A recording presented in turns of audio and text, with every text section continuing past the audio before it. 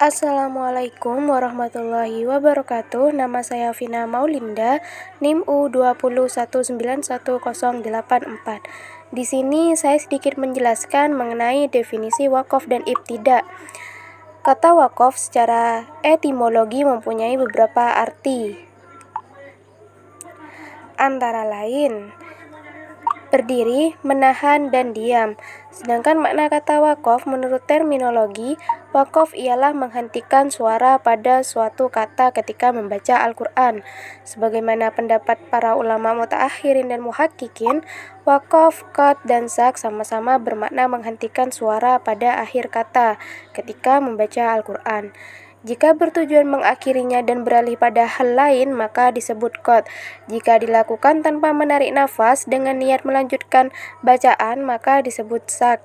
Dan disebut wakaf apabila disertai menarik nafas dan niat meneruskan bacaan. Dari uraian di atas, dapat diketahui bahwa wakaf identik dengan qad dan sak.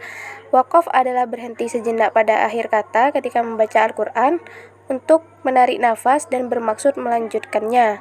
Qad adalah berhenti membaca Al-Quran dan beralih pada hal lain. Sedangkan sak adalah berhenti sejenak kira-kira 2 harokat pada akhir kata tanpa menarik nafas dengan niat melanjutkan bacaan. Wakaf boleh pada akhir ayat atau pertengahannya dengan tetap menjaga keutuhan makna yang terkandung di dalamnya. Qad harus pada akhir ayat atau akhir surah dengan ketentuan yang sama dengan wakaf, yakni tetap menjaga keutuhan maksud yang terkandung dalam ayat. Sedangkan sak hanya berlaku pada tempat-tempat tertentu dan harus berdasarkan riwayat yang sahih. Yang kedua yaitu definisi ibtida. Kata ibtida artinya melalui suatu pekerjaan. Sedangkan secara terminologi para ulama yang menyebutkan definisi wakaf di atas tidak memberikan definisi ibtida, namun dari definisi wakaf yang diungkapkan oleh Ibnu Al-Jazari dapat disimpulkan bahwa ibtida ialah memulai untuk membaca Al-Quran baik setelah qad maupun setelah wakaf. Ibtida setelah qad hendaknya diawali dengan isti'adah dan basmalah baik di permulaan surah, pertengahan maupun di akhirnya. Sementara dalam ibtida setelah wakaf tidak dianjurkan mengawalinya dengan isti'adah dan basmalah karena tujuan wakaf adalah untuk istirahat dan menarik nafas. Dengan demikian, wakaf dan ibtida adalah 2 hal yang tidak dapat dipisahkan. Dalam setiap wakaf selalu ada ibtida, namun ibtida tidak selalu dilakukan setelah wakaf. Selanjutnya klarifikasi wakaf dan juga ibtida.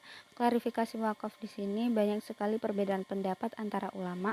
Ada yang menilai dari sisi tingkat kesempurnaan makna, ada juga yang menilai dengan sesuai keadaan qori. Bahkan ada pula yang menggabungkan antara keduanya. Nah, dengan adanya perbedaan-perbedaan tadi sehingga membuat wakaf ini dapat diklarifikasikan menjadi 4 bagian. Yang pertama, wakaf ittirori. Nah, wakaf ini digunakan para qori dalam keadaan terpaksa. Semisal contoh ketika kita membaca Al-Quran dan di pertengahan ayat kita batu atau bersin. Nah, dalam konteks ini tuh diperbolehkan untuk berhenti atau wakaf di mana saja pada akhir kata. Asalkan ketika kita hendak mengambil awalan atau ibtida itu pada kata yang tepat untuk dijadikan sebagai sebuah permulaan. Yang kedua yakni wakaf ikhtibari. Wakaf ini digunakan ketika kita digunakan untuk berhenti sesuai dengan perintah ketika kita sedang diuji atau sedang melaksanakan ujian. Tujuannya agar bisa tahu kualitas bacaan dan juga pengetahuan tentang tata cara wakaf pada tempatnya. Yang ketiga, wakaf ikhtiyari. Wakaf ini sengaja digunakan atau dipilih oleh para qori tanpa adanya sebab apapun. Jadi bebas semaunya kita ketika kita membaca Al-Quran di pertengahan mungkin kita tidak nafasnya itu kurang, jadi kita bisa berhenti sesuai dengan apa yang kita mau. Dan yang terakhir, wakaf intizori. Wakaf ini tuh mempunyai beberapa riwayat bacaan ketika seorang qori hendak membaca lebih dari 1 riwayat dan berhenti pada sebuah kalimat dalam 1 ayat yang mana terdapat perbedaan perbedaan qiraat dengan tujuan membaca semua ragam qiraat itu dalam satu ayat tersebut. Selanjutnya, klarifikasi ibtida. Ibtida di sini itu hanya dinilai dari sisi kesempurnaan maknanya saja. Nah, dengan demikian ibtida juga diklarifikasikan menjadi 4 bagian. Yang pertama yakni ibtida tam. Nah, tam di sini itu merupakan susunan kalimat yang tidak berkaitan dengan kalimat sebelumnya, baik dilihat dari segi lafaz ataupun makna. Semisal contoh pada Quran surat Al-Baqarah ayat 8 yang berbunyi Bismillahirrahmanirrahim. Wa minan nasi may yaqulu amanna billahi wa bil yaumil akhir wa ma hum bimu'minin. Pada kata wamin, nah di situ dia itu berkedudukan sebagai ibtidak tam karena dia itu tidak ada sangkut pautnya atau tidak berkaitan dengan kalimat sebelumnya baik dari segi lafaz ataupun makna. Jika kita ingin menandai dari referensi yang saya dapat untuk menandai dia itu ibtidak tam itu jika ayat sebelumnya itu terdapat tanda ain atau biasa kita sebut makro, itu biasanya ayat sesudahnya itu sudah dipastikan itu termasuk ibtidak tam karena makro tadi itu sebagai sebuah tanda bahwa bergantinya sebuah tema cerita di dalam Al-Qur'an.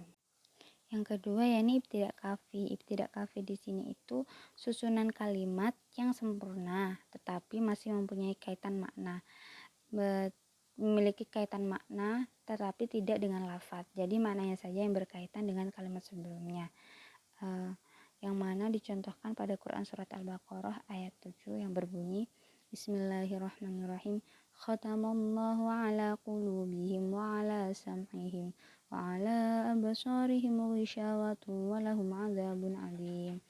Nah, pada kata khotama di situ dia itu menjadi ibtidak kafi yang mana karena antara ayat ke-6 dan 7 itu berkaitan, tapi berkaitannya itu secara maknanya saja, tidak dengan secara lafaz. Selanjutnya ibtidak hasan. Ibtidak hasan ini merupakan susunan kalimat yang dapat difahami intinya, tetapi masih berhubungan dengan kalimat sebelumnya baik dari segi lafaz ataupun makna. Semisal contoh pada Quran surat Al-Fatihah ayat 2 dan 3 yang berbunyi Bismillahirrahmanirrahim. Alhamdulillahirrabbilalamin. Ar-Rahmanirrahim. Nah, antara ayat 2 dan 3 itu secara makna masih berkaitan karena pada ayat kedua dan ketiga itu ayat tersebut itu merupakan pujian kepada Allah dan lafalnya itu masih berkaitan dan menjelaskan tentang sifat-sifat Allah. Jadi masih berkaitan antara lafaz dan juga maknanya. Yang terakhir yaitu qobih. Qobih merupakan susunan kalimat yang berkaitan erat dengan kalimat sebelumnya sehingga dapat merubah makna. Semisal contoh pada Quran surat Al-Asr ayat 2 dan 3. Bismillahirrahmanirrahim. Innal insana lafi husrin illa. Nah, ketika kita berhenti pada lafal illa itu tidak pas dan tidak boleh karena masih ada kaitannya lafadznya itu masih berkaitan dan jika kita berhenti pada lafadz illa itu dapat merubah makna. Semisal kita berhenti pada lafadz illa itu maka maknanya itu berubah menjadi semua manusia itu merugi kecuali. Jadi kayak maknanya itu gantung dan jika mengulanginya dari lafadz illa juga itu kurang pas. Jadi yang seharusnya itu seperti ini. Innal insana lafi husrin illal ladzina amanu. Nah, jika seperti itu maknanya akan lengkap, yakni kecuali orang-orang yang beriman dan itu bisa diulangi dari lafaz illal ladzina amanu.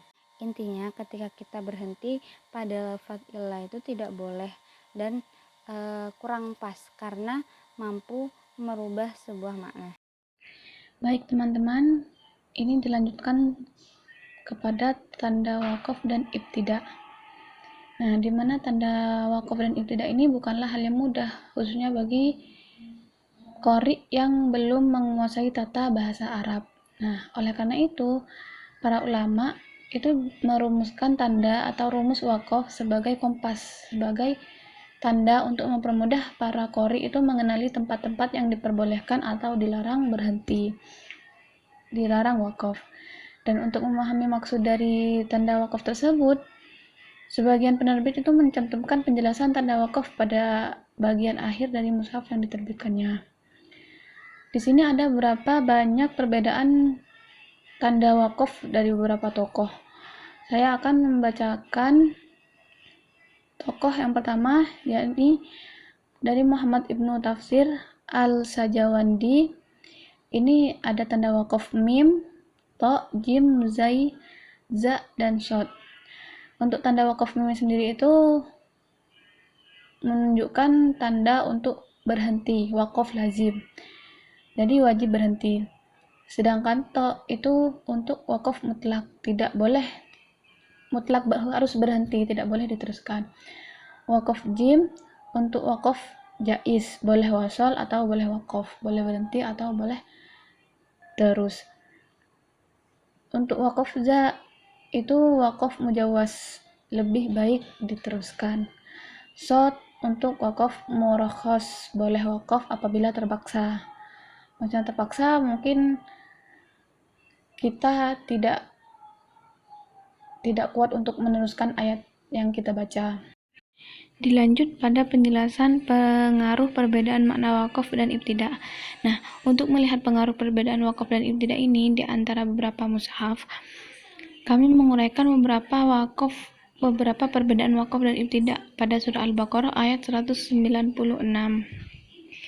Perbedaan yang dimaksud ini pada lafaz amintum. Nah, di sini ada beberapa mushaf standar Indonesia, mushaf Bombay, mushaf Kudus, mushaf Madinah. Nah, untuk pembacaan lafaz amintum pada mushaf standar Indonesia, mushaf Bombay, dan mushaf Kudus ini sama-sama menunjukkan lebih baik wakaf pada lafaz tersebut dan ibtida pada lafaz sesudahnya. Maksudnya, setelah lafaz amintum itu lebih baik berhenti dan dilanjut dan ibtida pada lafaz sesudahnya. Jadi cara bacanya fa'idza amintum dan lanjut lafaz sesudahnya. Nah, sedangkan di mushaf Madinah ini pada lafaz amintum tidak diberi tanda wakaf, menunjukkan tidak ada rekomendasi untuk wakaf padanya. Jadi tidak ada tanda untuk wakaf, tidak ada tanda untuk berhenti. Jadi di cara bacanya itu digabung pada lafaz sesudah lafaz fa'idza amintum tersebut.